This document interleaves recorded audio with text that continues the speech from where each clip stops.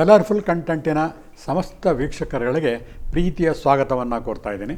ಇವತ್ತಿನ ವಿಷಯ ಪಿರಮಿಡ್ಗಳ ಅದ್ಭುತ ಮಾಯಾಲೋಕ. ಎಷ್ಟೋ ಮಾಯಾಲೋಕಗಳನ್ನು ನೀವು ನೋಡಿರ್ತೀರಿ ಬಂಧುಗಳೇ, ಆದರೆ ಪಿರಮಿಡ್ಡಿನ ಮಾಯಾಲೋಕ ಒಂದು ವಿಶಿಷ್ಟವಾಗಿ ಅದರದೇ ತನ್ನಂತಹ ಒಂದು ವೈಜ್ಞಾನಿಕ ಹಿನ್ನೆಲೆಯನ್ನು ಹೊಂದಿದೆ. ಎಲ್ರಿಗೂ ಗೊತ್ತಿದೆ, ಪಿರಮಿಡ್ ಅಂದ ತಕ್ಷಣವೇ ನಿಮ್ಮ ಮನಸ್ಸಲ್ಲಿ ಏನು ಭಾವನೆ ಬರುತ್ತೆ ಹೇಳಿ? ಪಿರಮಿಡ್, ಈಜಿಪ್ಟಿನ ಪಿರಮಿಡ್ಗಳು, ಹೌದಲ್ವಾ? ಅಷ್ಟೇ ಆಗಿದ್ದಿದ್ರೆ ಇವತ್ತು ಅದರ ವಿಷಯ ನಾವು ಮಾತಾಡೋ ಅವಶ್ಯಕತೆಯೇ ಇರಲಿಲ್ಲ. ಕಾರಣ, ಪಿರಮಿಡ್ ಅಂದ ತಕ್ಷಣವೇ ಪ್ರತಿಯೊಬ್ಬರಿಗೂ ಕೂಡ ಅದರ ಆಕಾರ, ಎತ್ತರ ಎಲ್ಲ ಕೂಡ ಕಲ್ಪನೆ ಬರುತ್ತೆ. ಹಾಗಾದರೆ ಎಲ್ಲರಿಗೂ ಗೊತ್ತಿದ್ದರೂ ಕೂಡ ಕೆಲವರಿಗೆ ಗೊತ್ತಿಲ್ಲದೇ ಇರೋಂಥ ವಿಷಯ ಹೇಳಿದ್ರೆ ಮಾತ್ರ ನಿಮಗೆ ಅದರ ಬಗ್ಗೆ ನಂಬಿಕೆ ಬರುತ್ತೆ, ಹೌದಲ್ವಾ? ನೋಡಿ, ಇವತ್ತು ಮಾಮೂಲಿ ನಿಮಗೆ ಪುಸ್ತಕಗಳಲ್ಲಿ ದೊರೆಯದಂತಹ ವಿಷಯಗಳನ್ನು ಹೇಳೋಕ್ಕೆ ಇಷ್ಟಪಡ್ತೀನಿ. ಪಿರಮಿಡ್, ಈಜಿಪ್ಟಿನ ಪಿರಮಿಡ್ಡೇ ಇರ್ಬೋದು, ಪ್ರಪಂಚದ ಯಾವುದೇ ಜಾಗದಲ್ಲಿ ತೊಗೊಳ್ಳಿ, ಇಡೀ ಪ್ರಪಂಚದಲ್ಲಿರುವಂತಹ ಒಂದು ಪಿರಮಿಡ್ ತೊಗೊಂಡಾಗ ನೀವು ಆ ಪಿರಮಿಡ್ಡಿನ ಎತ್ತರ ಇವತ್ತು ಏನಾಗಿದೆ ಅಂದರೆ 455 ಮೀಟರ್ ಅಂತ ತಗೊಳ್ಳಿ.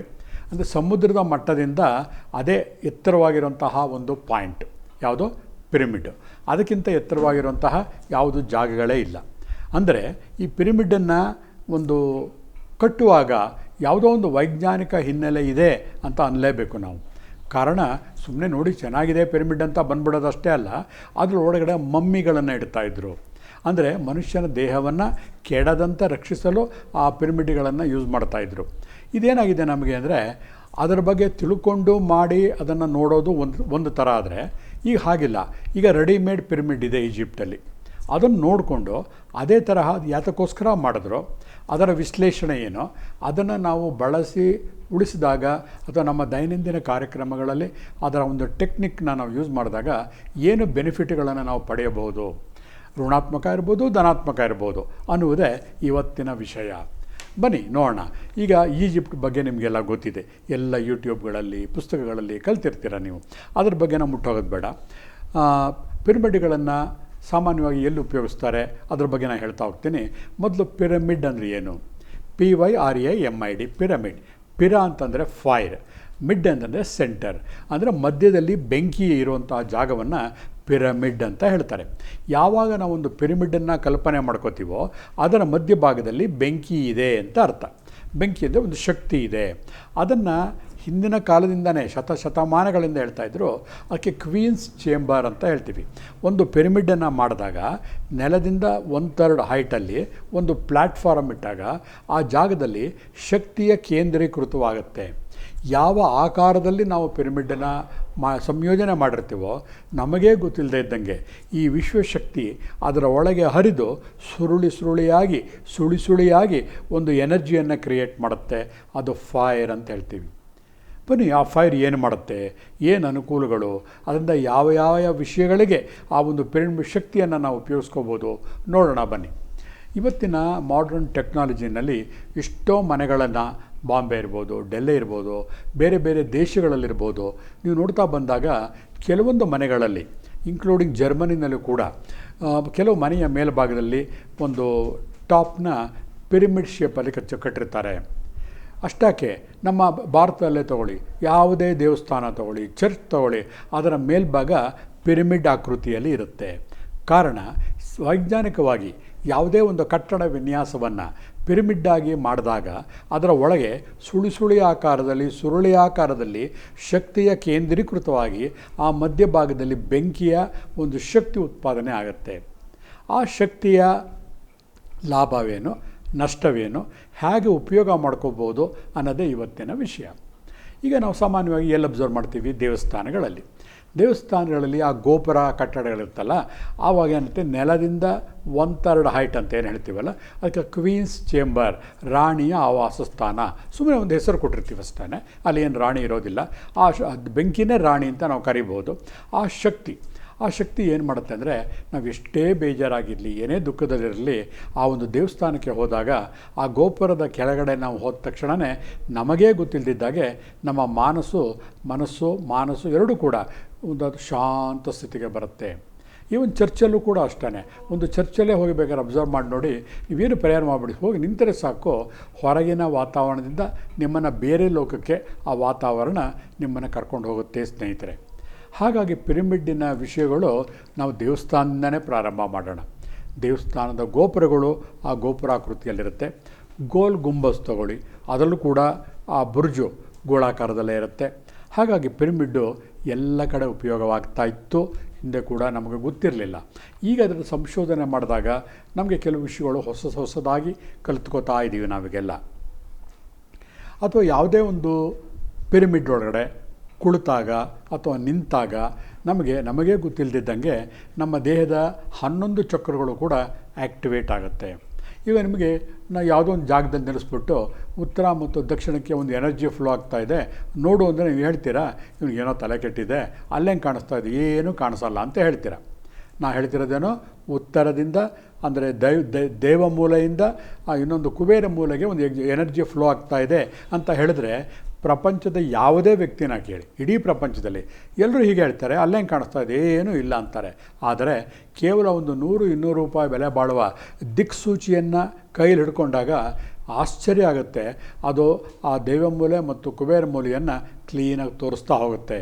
ಅಂದರೆ ನಮಗೆ ಆ ಶಕ್ತಿ ನಮಗೆ ಕಣ್ಣಿಗೆ ಅಗೋಚರವಾದರೂ ಕೂಡ ಅಲ್ಲಿ ಅದರ ಎಕ್ಸಿಸ್ಟೆನ್ಸ್ ಇದೆ, ಸ್ಪಷ್ಟತೆ ಇದೆ.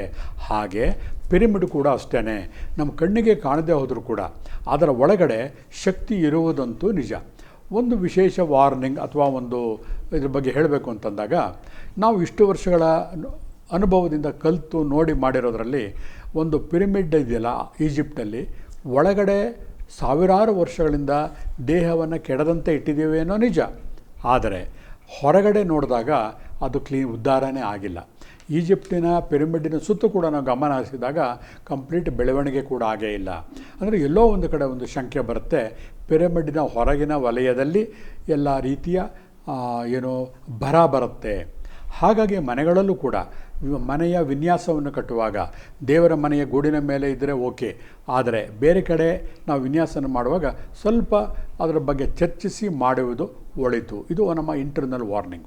ಹಾಗೆ ಪಿರಮಿಡ್ಗಳ ಉಪಯೋಗ ಏನು? ಆಹಾರವನ್ನು ಸಂರಕ್ಷಣೆ ಕೂಡ ಮಾಡ್ಬೋದು. ಅದರ ಆಕಾರದಿಂದ ಏನಾಗುತ್ತೆ ಅಂತಂದರೆ, ಆ ಒಂದು ಆಹಾರ ವಸ್ತುವಿನ ಶೆಲ್ಫ್ ಲೈಫ್ ಅಂತ ಹೇಳ್ತೀವಿ. ಅಂದರೆ ನಾವು ಏನದ್ರದ್ದು ಲೈಫ್ ಇರುತ್ತೆ. ಸಪೋಸ್ ಒಂದು ಆಲೂಗೆಡ್ಡೆ ಸಾಮಾನ್ಯವಾಗಿ ಒಂದು ಸೆಲ್ಫಲ್ಲಿ ಇಟ್ಟಾಗ ಎಷ್ಟು ದಿವಸ ಇಡ್ಬೋದು? ಒಂದು 15 ದಿವಸ 20 ದಿವಸ ಇಡ್ಬೋದು. ಆದರೆ ಆ ಒಂದು ಪಿರಮಿಡ್ ಆಕಾರವನ್ನು ನಾವು ರಚನೆ ಮಾಡಿ ಅದರ ಕೆಳಭಾಗದಲ್ಲಿ ಯಾವುದೇ ತರಕಾರಿಯನ್ನು ಇಟ್ಟರೆ 20 ದಿವಸ ಇಟ್ಟಿದ್ದನ್ನು ನಾವು ಹೆಚ್ಚು ಕಡಿಮೆ 100 ದಿನಗಳ ಕಾಲ ಇಡಬಹುದು ಬಂಧುಗಳೇ. ಇದ್ರ ಬಗ್ಗೆ ನಮ್ಮ ಕರ್ನಾಟಕದಲ್ಲೇ ಒಬ್ಬ ವ್ಯಕ್ತಿ, ಹೆಸರು ಹೇಳೋಕ್ಕೆ ಇಷ್ಟಪಡೋದಿಲ್ಲ, ಅವರು ಒಂದು ಎಕ್ಸ್ಪರಿಮೆಂಟನ್ನು ಮಾಡಿದಾಗ ಏನಾಗುತ್ತೆ, ಪಿರಮಿಡ್ ಕೆಳಭಾಗದಲ್ಲಿ ಒಂದು ಟೊಮೆಟೊ ಹಣ್ಣು ಇಡ್ತಾರೆ, ಪಿರಮಿಡ್ಡಿನ ಹೊರಭಾಗದಲ್ಲಿ ಒಂದು ಟೊಮೆಟೊನ ಇಡ್ತಾರೆ. 3 ತಿಂಗಳ ನಂತರ ನೋಡಿದಾಗ ಆ ಹೊರಗಡೆ ಇದ್ದಂತಹ ಟೊಮೆಟೊ ಕೊಳೆತು ತೂತಾಗಿ ನಾರಿ ನೀರೆಲ್ಲ ಸೋದಿ ಕೊಳೆತು ಹೋಗಿರುತ್ತೆ. ಆದರೆ ಪಿರಮಿಡ್ ಒಳಗಡೆ ಇರುವಂತಹ ಒಂದು ಟೊಮೆಟೊ ಒಂದು ಚೂರು ತೂತುಗಳು ಕೂಡ ಆಗಿರೋದಿಲ್ಲ, ಡ್ರೈ ಆಗಿ ಒಳ್ಳೆಯ ಮೇಣದಲ್ಲಿ ಮಾಡಿಟ್ಟಿರೋಂಥ ಕ್ಲೀನಾಗಿ ಡ್ರೈ ಆಗಿರುತ್ತೆ ವಿನಃ ಒಂದು ಚೂರು ಹಾಳಾಗಿರೋದಿಲ್ಲ. ಇದೇನು ತೋರಿಸುತ್ತೆ? ಪಿರಮಿಡ್ ಒಳಗಡೆ ಆ ಶಕ್ತಿ ಕೇಂದ್ರದಲ್ಲಿ 1/3 ಆಫ್ ದಿ ಹೈಟ್ ಅಂತ ಹೇಳಿದ್ನಲ್ಲ, ಅಲ್ಲಿ ಯಾವುದೇ ವಸ್ತುವನ್ನು ಇಟ್ಟಾಗ ಅದರ ಸೆಲ್ಫ್ ಲೈಫ್ ಜಾಸ್ತಿ ಆಗುತ್ತೆ. ಆಮೇಲೆ ಇದಕ್ಕೆ ತುಂಬ ಐತಿಹಾಸಿಕ ಹಿನ್ನೆಲೆ ಇದೆ ಕೂಡ. ಪ್ರಾಚೀನ ಈಜಿಪ್ಟಲ್ಲಿ ಕೂಡ ಅವರು ಉಪಯೋಗಿಸ್ತಾ ಇದ್ದಿದ್ದು ಯಾವುದಕ್ಕೋಸ್ಕರ? ಈ ದೇಹವನ್ನು ಕೆಡದಂತೆ ಇಳೋರು ಮಾತ್ರ. ಆದರೆ ನಾವೀಗ ಮಾಡ್ರನ್ ಟೆಕ್ನಾಲಜಿಯಲ್ಲಿ ಏನು ಮಾಡ್ತಾಯಿದ್ದೀವಿ? ತರಕಾರಿಗಳನ್ನು ಇಟ್ಟು, ಯಾಕಂದರೆ ಮಾಡ್ರನ್ ಟೆಕ್ನಾಲಜಿನಲ್ಲಿ ದೇಹವನ್ನು ಸಂರಕ್ಷಣೆ ಮಾಡೋಕ್ಕೆ ಬೇರೆ ಬೇರೆ ವಿಷಯಗಳು ಬಂದಿವೆ. ಈಗ ಕೆಲವೊಂದು ಕೆಮಿಕಲ್ಗಳನ್ನು ಸ್ಪ್ರೇ ಮಾಡಿ, ಕೆಲವೊಂದು ಔಷಧಿಗಳನ್ನ ಇಂಜೆಕ್ಟ್ ಮಾಡಿ ದೇಹವನ್ನು ಸಂರಕ್ಷಣೆ ಮಾಡಬಹುದು. ಹಾಗೆ ಅಡ್ವಾನ್ಸ್ ಟೆಕ್ನಾಲಜಿ ಕಲ್ತಿರೋದ್ರಿಂದ ದೊಡ್ಡ ದೊಡ್ಡ ಈಜಿಪ್ಟಿನ ಪಿರಮಿಡ್ಗಳು ಬೇಕಿಲ್ಲ ನಮಗೆ. ಅದರ ಬದಲು ಮನೆಯಲ್ಲೇ ಕೆಲವೊಂದು ಲೋಹದಿಂದ, ಕೆಲವೊಂದು ತಾಮ್ರದಿಂದ ಅಥವಾ ಕೆಲವೊಂದು ಮರಗಳಿಂದ, ಬೇರೆ ಬೇರೆ ವಸ್ತುಗಳಿಂದ ಪಿರಮಿಡನ್ನು ಮಾಡಿದ್ರೂ ಕೂಡ ಆ ಒಂದು ಆಕಾರದಲ್ಲಿ ಆ ಎನರ್ಜಿ ಕ್ರಿಯೇಟ್ ಆಗ್ತಾ ಹೋಗ್ತಾ ಇರುತ್ತೆ. ಅಷ್ಟೇ ಅಲ್ಲ, ನಿಮಗೊಂದು ಆಶ್ಚರ್ಯ ಆಗ್ಬೋದು, ನಮ್ಮ ದೈನಂದಿನ ಉಪಯೋಗಕ್ಕೆ ಹೇಳಿ ಮಿಕ್ಕಿದ್ದೆಲ್ಲ ಈಜಿಪ್ಟ್ ಪಿರಮಿಡ್ ನಮಗೆ ಯಾಕೆ ಬೇಕು? ಬೇಡ. ಒಂದು ಬಾಟ್ಲ್ ನೀರು ತೊಗೊಳ್ಳಿ ಅಥವಾ ಒಂದು ಪಾತ್ರೆಯಲ್ಲಿ ನೀರು ತೊಗೊಂಡು ಒಳಗಡೆ ಒಂದು ಪುಟಾಣಿ ಟೇಬಲ್ ಮಾಡಿ, ಒಂದು ಮಕ್ಕಳ ಆಟಿಕೆಯ ಟೇಬಲ್, ಅದರ ಮೇಲೆ ಒಂದು ನೀರಿನ ಪಾತ್ರೆ ಇಟ್ಟು ಅದರ ಮೇಲೆ ಪಿರಮಿಡ್ ಇಡಿ. ಕೇಳ್ತೀರ, ಪಿರಮಿಡ್ ಎಲ್ಲಿ ಸಿಗುತ್ತೆ, ಹೇಗೆ ಮಾಡೋದು? ಕಷ್ಟನೇ ಪಡಬೇಕಲ್ಲ. ಈಗೆಲ್ಲ ಆನ್ಲೈನಲ್ಲಿ ವಿವಿಧ ಆಕಾರಗಳಲ್ಲಿ ನಿಮಗೆ ರೆಡಿಮೇಡ್ ಪಿರಮಿಡ್ಗಳು ಸಿಗುತ್ತವೆ. ನೀವು ಅದು ಮಾಡ್ತಾ ಕೂತ್ಕೊಳ್ಳೇಬೇಕಾಗಿಲ್ಲ. ಯಾವಾಗ ನೀರಿನ ಮೇಲೆ ಆ ಪಿರಮಿಡ್ ಇಡ್ತೀರೋ 1 ದಿವಸ ಅಥವಾ 8 ಗಂಟೆ ಅದು ಚಾರ್ಜ್ ಆಗುತ್ತೆ. ಚಾರ್ಜ್ ಅಂದರೆ ನಿಮಗೆ ಗೊತ್ತಿದೆ, ನೀರಿನಲ್ಲಿ ಏನೇನಿದೆ? ಹೈಡ್ರೋಜನ್ ಮತ್ತು ಆಕ್ಸಿಜನ್ H2O. ಅದಕ್ಕೆ ವೈಜ್ಞಾನಿಕವಾಗಿ ನಮ್ಮ ರಾಸಾಯನಿಕ ಕ್ರಿಯೆಯಲ್ಲಿ ಒಂದು ಆ್ಯಂಗಲ್ ಇರುತ್ತೆ H2Oಗೆ, ಅದು 60-70 ಡಿಗ್ರಿ ಇರುತ್ತೆ. ಅದನ್ನು ನಾವು ಪಿರಮಿಡಲ್ಲಿ ಇಟ್ಟು 8 ಗಂಟೆ ಸಂಸ್ಕರಿಸಿದಾಗ ತೆಗೆದಾಗ 120 ಡಿಗ್ರಿ ಆಗುತ್ತೆ. ಅಂದರೆ ಅದರಲ್ಲಿರುವಂತಹ ಸಣ್ಣ ಸಣ್ಣ ಕಣಗಳು ಕೂಡ ಚಾರ್ಜ್ ಆಗಿ ಒಂದು ಉದ್ದೀಪನಗೊಂಡು ಅದು ವಿಶೇಷ ರುಚಿ ಮತ್ತು ಶಕ್ತಿ ಬಂದಿರುತ್ತೆ. ಆ ನೀರನ್ನು ಕುಡಿದಾಗ ನಮ್ಮ ದೇಹದಲ್ಲೂ ಕೂಡ ಶಕ್ತಿ ಸಂಚಯವಾಗ್ತಾ ಹೋಗ್ತಿರುತ್ತೆ ಬಂಧುಗಳೇ. ಆಹಾರ ಆಯಿತು, ನೀರಾಯಿತು. ಆಮೇಲೆ ಕಾಫಿ ಪೌಡರ್. ಸಾಮಾನ್ಯವಾಗಿ ನಾವು ಅಂಗಡಿಯಿಂದ ಕಾಫಿ ಪೌಡ್ರ್ ತರ್ತೀವಿ, ತಂದುಬಿಟ್ಟು ಯಾವುದೋ ಒಂದು ಡಬ್ಬಿಯೊಳಗೆ ಹಾಕಿಟ್ಟಿರ್ತೀವಿ. ಫಸ್ಟ್ 4-5 ದಿನಗಳು ಒಳ್ಳೆ ಸ್ವಾದಭರಿತವಾಗಿರುತ್ತೆ. ಆಮೇಲೆ 5-6 ದಿವಸ ಆಯಿತು ಅಂತಂದರೆ ಕಂಪ್ಲೀಟ್ ಮಾಮೂಲಿ ಪುಡಿ ಆಗಿರುತ್ತೆ ವಿನಃ ಅದರ ಸ್ವಾದ ಇರೋದಿಲ್ಲ. ಅದೇ ಕಾಫಿ ಪೌಡ್ರನ್ನ ಆ ಒಂದು ಪಿರಮಿಡ್ ಕೆಳಗಡೆ ಇಟ್ಟಾಗ, ಡಬ್ಬಿ ಸಮೇತ ಇಟ್ಟಾಗ ಅದರ ಫ್ರ್ಯಾಗ್ರೆನ್ಸ್ ಕೂಡ ಹಾಳಾಗೋದಿಲ್ಲ, ಹಾಗೇ ಇರುತ್ತೆ. ಚಾಕೊಲೇಟ್ಸ್, ಮಕ್ಕಳಿಗೆ ಚಾಕ್ಲೇಟ್ಸ್ ತರ್ತೀವಿ, ತಂದುಬಿಟ್ಟು ಹೊರಗಡೆ ಇಟ್ಟರೆ ಬಿಸಿಗೆ ಕರಗುತ್ತೆ ಅಂತಂದ್ಬಿಟ್ಟು ಅದನ್ನು ಫ್ರಿಜ್ಜಲ್ಲಿ ಇಡ್ತೀವಿ. ಫ್ರಿಜ್ಜಲ್ಲಿ ಇಟ್ಟಾಗ ಏನಾಗುತ್ತೆ, ಅದರಲ್ಲಿರುವಂಥ ಒಂದೊಂದು ಕಣಗಳು ಕೂಡ ಫ್ರೀಜೇನೂ ಆಗುತ್ತೆ, ಆದರೆ ಫ್ರಿಜ್ಜಿಂದ ತೆಗೆದ ಮೇಲೆ ಅದರ ರುಚಿ ಪೂರ್ತಿ ಬದಲಾವಣೆ ಆಗುತ್ತೆ. ಇತ್ತೀಚೆಗೆ ಅದನ್ನು ನಾನು ಪರೀಕ್ಷೆ ಮಾಡಬೇಕು ಅಂತ 1 ಲೋಟ ಈ ವಾಟರ್ ಮೆಲನ್ ಜ್ಯೂಸನ್ನು ಮಾಡಿ ಫ್ರಿಜ್ಜಲ್ಲಿಟ್ಟೆ. ತುಂಬ ಸುಂದರವಾಗಿರುವಂತಹ ಹಣ್ಣು, ತುಂಬ ಬಣ್ಣವಾಗಿತ್ತು, ಚೆನ್ನಾಗಿತ್ತು, ಹಾಗೆ ಕುಡಿದ ಸ್ವಾದಭರಿತವಾಗಿ ಸ್ವೀಟಾಗಿತ್ತು. ಆದರೆ ಅದನ್ನೇ ನಾನು ಫ್ರಿಜ್ಜಲ್ಲಿ ಇಟ್ಬಿಟ್ಟು ನಂತರ ತೆಗೆದು ಕುಡಿದಾಗ ಅದರ ರುಚಿ ಪೂರ್ತಿ ಬದಲಾವಣೆ ಆಗಿತ್ತು. ಅಷ್ಟೇ ಯಾಕೆ, ನಿಮ್ಮ ಪರಂಗಿ ಹಣ್ಣುಗಳನ್ನು ನೋಡಿ, ಹೋಳುಗಳನ್ನು ಹಾಗೆ ತಿಂದಾಗ ಇರುವ ರುಚಿಯೇ ಬೇರೆ, ನೀವು ಫ್ರಿಜ್ಜಲ್ಲಿಟ್ಟಾಗ ಈಚೆ ತೆಗೆದು ತಿಂದೋ ರುಚಿಯೇ ಬೇರೆ. ಹಾಗಾಗಿ ಅದರ ಒರಿಜಿನಲ್ ಸ್ವಾದವನ್ನು ಹಾಗೇ ಉಳಿಸ್ಕೋಬೇಕು ಅಂದರೆ ಒಂದು ಪುಟಾಣಿ ಪಿರಮಿಡನ್ನು ಮಾಡಿ ಫ್ರಿಜ್ಜಲ್ಲೇ ಇಡಿ, ಪರವಾಗಿಲ್ಲ. ಅಲ್ಲಿ ಇಟ್ಟಾಗ ಏನಾಗುತ್ತೆ, ಅದರ ಒರಿಜಿನಲ್ ಟೇಸ್ಟ್ ಹಾಳಾಗೋದಿಲ್ಲ. ಅಷ್ಟೇ ಯಾಕೆ, ನಮ್ಮ ಶೇವಿಂಗ್ ಬ್ಲೇಡ್, ಆಮೇಲೆ ಸಣ್ಣ ಪುಟ್ಟ ಬ್ಯಾಟ್ರಿಗಳಿರುತ್ತಲ್ಲ, ಅದನ್ನು ಕೂಡ ಸುಮ್ಮನೆ ಬಿಸಾಕಿದ್ರೆ ಅದೇ ಸೆಲ್ಫ್ ಲೈಫ್ ಡೌನ್ ಆಗ್ತಾ ಹೋಗ್ತಾ ಇರುತ್ತೆ. ಒಂದು ಪುಟಾಣಿ ಒಂದು ಪಿರಮಿಡನ್ನು ಮಾಡಿ ಅದರ ಕೆಳಗಡೆ ಇಟ್ಟಾಗ ಏನಾಗುತ್ತೆ, ಸೆಲ್ಫ್ ಲೈಫ್ ಹಾಳಾಗೋದಿಲ್ಲ. ಬ್ಯಾಟ್ರಿ ಕೇವಲ 3 ತಿಂಗಳು ಬರ್ತಾ ಇದ್ದಿದ್ದು 6 ತಿಂಗಳು ಬರುತ್ತೆ. ಶೇವಿಂಗ್ 5-10 ಶೇವಿಂಗಿಗೆ ಮೊಂಡಾಗ್ತಿದ್ದಂತಹ ಬ್ಲೇಡು 40-50 ಆದರೂ ಕೂಡ ಅದು ಮೊಂಡಾಗೋದಿಲ್ಲ. ಬ್ಲೇಡ್ಗಳು ಯಾಕೆ ಮೊಂಡಾಗುತ್ತೆ ಅಂದರೆ ಅದರ ತುದಿಗೆ ಒಂದು ರಾಸಾಯನಿಕ ಲೇಪನವನ್ನು ಹಚ್ಚಿರ್ತಾರೆ. ಅದು ಹೊರಗಿನ ವಾತಾವರಣಕ್ಕೆ ತೆರೆದುಕೊಂಡಾಗ ಏನಾಗುತ್ತೆ, ಆ ರಾಸಾಯನಿಕ ಕ್ರಿಯೆಗಳು ಆ ಒಂದು ಕಬ್ಬಿಣದ ಅಂಶವನ್ನು ತಿಂದು ಮೊಂಡ ಮಾಡುತ್ತೆ. ಆದರೆ ಯಾವಾಗ ನೀವು ಅದನ್ನು ಆ ಒಂದು ಪಿರಮಿಡ್ ಸೆಂಟ್ರಲ್ಲಿ ಇಡ್ತೀರೋ ಆವಾಗ ಆ ತನ್ನ ಸಮತ್ವವನ್ನು ಕಾಪಾಡಿಕೊಳ್ಳುತ್ತೆ. ಆಶ್ಚರ್ಯ ಆಗ್ತಾ ಇದೆಯಲ್ವ, ಏನಪ್ಪ ಸುಮ್ಮನೆ ಹೇಳ್ಕೊಂಡು ಹೋಗ್ತಾ ಇದ್ದಾರಲ್ಲ, ಇದರಲ್ಲಿ ಏನು ವಿಶೇಷವಿದೆ ಅಂತ. ಹೌದು, ಜ್ಞಾನವೇ ಹಾಗೆ. ಯಾವ ಜ್ಞಾನವನ್ನು ನಾವು ಬಳಸಿ ಉಳಿಸಿ ಅನುಭವಿಸ್ತೀವೋ ಆವಾಗಲೇ ಅದು ವಿಜ್ಞಾನ ಆಗೋದು ಬಂಧುಗಳೇ. ಹಾಗಾಗಿ ಎಲ್ಲರೂ ಎಲ್ಲವನ್ನೂ ಓದೋಕ್ಕೆ ಸಾಧ್ಯವಿಲ್ಲ, ಎಲ್ಲವನ್ನು ತಿಳ್ಕೊಳ್ಳೋಕ್ಕೂ ಸಾಧ್ಯ ಇಲ್ಲ. ಇಂತಹ ಒಂದು ಕಲರ್ಫುಲ್ ಕಂಟೆಂಟ್ ಚಾನೆಲ್ನವರು ಮಾಡಿರೋಂತಹ ಈ ಕಾರ್ಯಕ್ರಮಗಳ ಮುಖೇನ ಹಾಗಾದರೂ ಕೂಡ ತಿಳ್ಕೊಂಡಾಗ ಏನಾಗುತ್ತೆ, ನಿಮ್ಮ ಜ್ಞಾನ ವೃದ್ಧಿಯಾಗುತ್ತೆ. ಆ ಒಂದು ನಿಟ್ಟಿನಲ್ಲಿ ಇವತ್ತಿನ ಪಿರಮಿಡ್ಗಳ ಒಂದು ಅದ್ಭುತ ಮಾಯಾಲೋಕವನ್ನು ನಿಮ್ಮ ಮುಂದೆ ತೆರೆದಿಡ್ತಾ ಹೋಗ್ತಾ ಇದ್ದೀನಿ. ಆಮೇಲೆ ಆರೋಗ್ಯದ ಬಗ್ಗೆ ಏನು, ಎನರ್ಜಿ ಹೀಲಿಂಗ್ ಮಾಡೋಕ್ಕೆ ಸಾಧ್ಯ ಇದೆಯಾ? ಸಾಧ್ಯ ಇದೆ. ನಾನು ಹಿಂದೆ ಒಂದು ಕಾಲದಲ್ಲಿ ಬಳ್ಳಾರಿಯಲ್ಲಿದ್ದಾಗ ಇದು ನಡೆದಂತಹ ಘಟನೆ. ಒಂದು ಜಾಗದಲ್ಲಿ ಯಾರೋ ಒಂದು ಜಾಗ ಕೊಟ್ಟಿದ್ದರು. ಆ ರೂಮಿನ ಮೇಲ್ಭಾಗದಲ್ಲಿ ದೊಡ್ಡದಾಗಿ ಒಂದು ಪಿರಮಿಡನ್ನು ಕನ್ಸ್ಟ್ರಕ್ಟ್ ಮಾಡಿದ್ರು. ಅಲ್ಲಿ ಕೆಳಭಾಗದಲ್ಲಿ ಒಂದು ಟೇಬಲ್ ಎಲ್ಲ ಇರುತ್ತೆ, ಅಲ್ಲಿ ಒಂದು ಬುಕ್ಕಲ್ಲಿ ಬರೆದಿಡಬೇಕು ಎಲ್ಲರೂ ಕೂಡ, ನಮ್ಗೆ ಏನೇನು ತೊಂದರೆ ಇದೆ ಅಂದ್ಬಿಟ್ಟು. ಮೆಟ್ಲು ಹತ್ಕೊಂಡು ಮೇಲೆ ಹೋಗಿ ಕೆಲವರು ಮಲ್ಕೋಬೋದು, ಕೂತ್ಕೋಬೋದು, ಮೆಡಿಟೇಷನ್ ಮಾಡ್ಬೋದು. ಇವತ್ತಿಗೂ ಕೂಡ ಒಂದು ಪಿರಮಿಡ್ ಸೆಂಟರು ಬಳ್ಳಾರಿನಲ್ಲಿ ಇದೆ, ನೀವು ಹೋಗಿ ನೋಡ್ಬೋದು.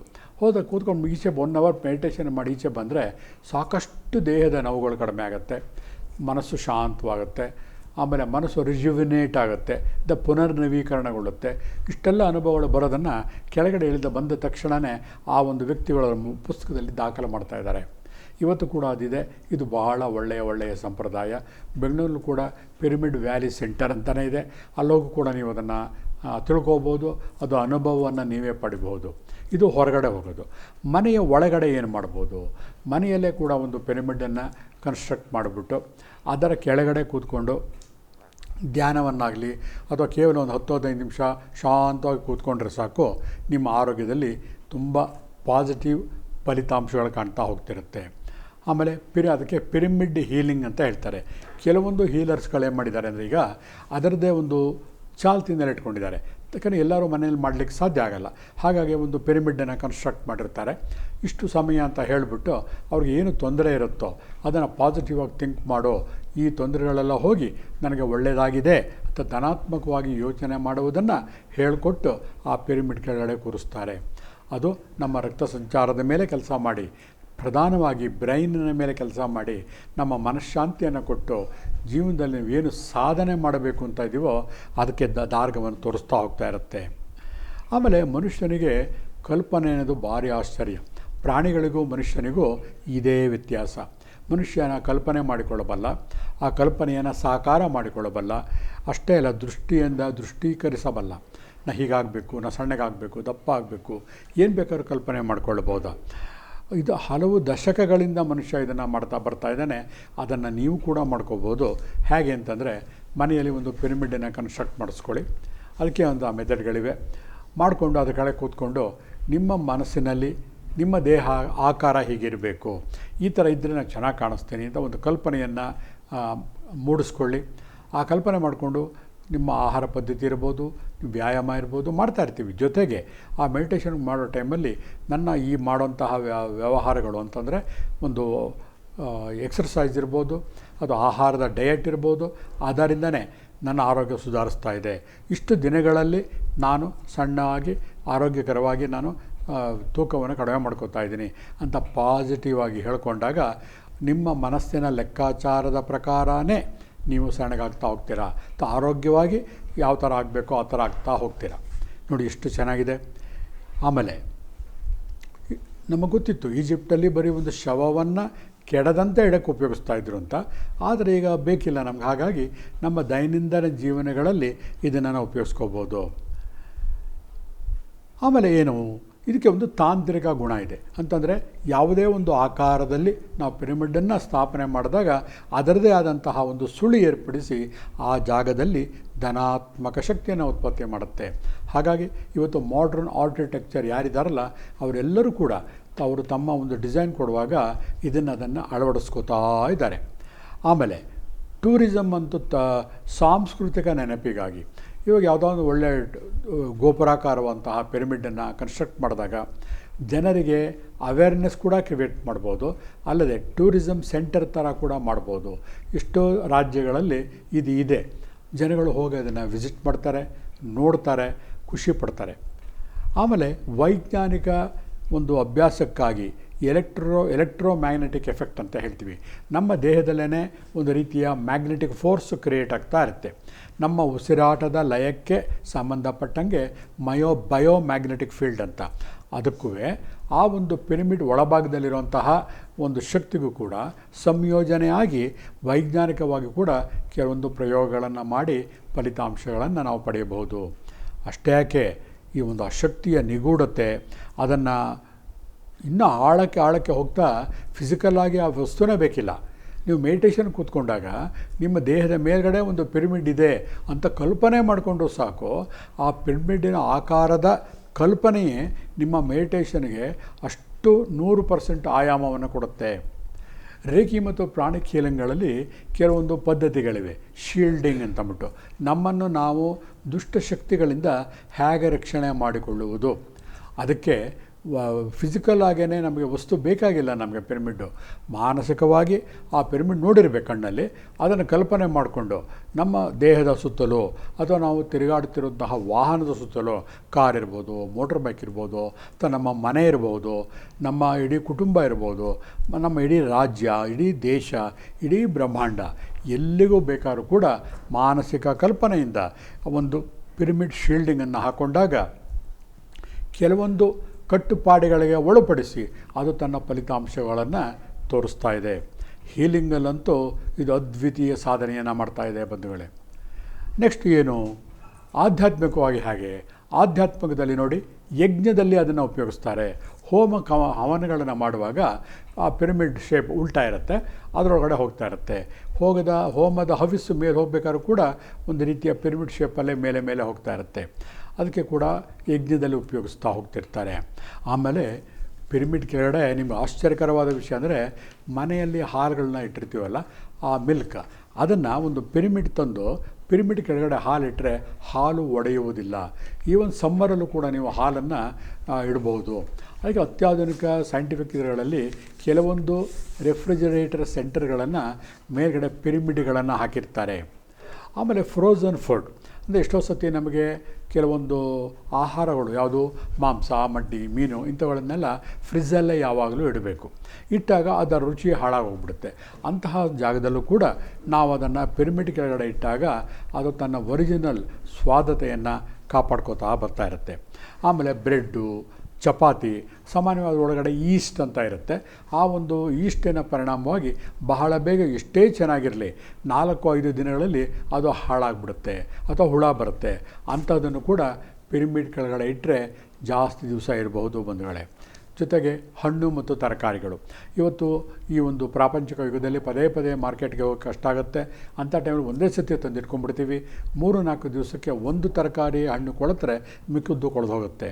ಅಂತಹ ಸಂದರ್ಭದಲ್ಲೂ ಕೂಡ ಈ ಪಿರಮಿಡ್ ಹಾಕಿಟ್ಟಾಗ ಅದು ಕೊಳೆಯೋದಿಲ್ಲ. ಆಮೇಲೆ ಪೆಟ್ಸ್ ಪ್ರಾಣಿಗಳಿಗೆ ಭಾಳ ಇಷ್ಟಪಡುತ್ತವೆ ಪಿರಮಿಡ್ ಸೆಂಟರ್ನ. ಅವು ಬಾಯಿಬಿಟ್ಟು ಹೇಳೋಕ್ಕಾಗದಿದ್ರೂ ಕೂಡ ಒಂದು ನಾಯಿ ಅಥವಾ ಬೆಕ್ಕಿರುತ್ತಲ್ಲ ಅದರ ಗೂಡನ್ನು ಕಟ್ಟುವಾಗ ಅದರ ಮೇಲೆ ಪಿರಮಿಡ್ ಆಕಾರದಲ್ಲಿ ಹಾಕಿದಾಗ ಶಾಂತವಾಗಿರುತ್ತೆ. ಅದಕ್ಕೆ ಸಾಯುವವರೆಗೂ ಕಾಯಿಲೆನೇ ಬರೋದಿಲ್ಲ ಬಂಧುಗಳೇ.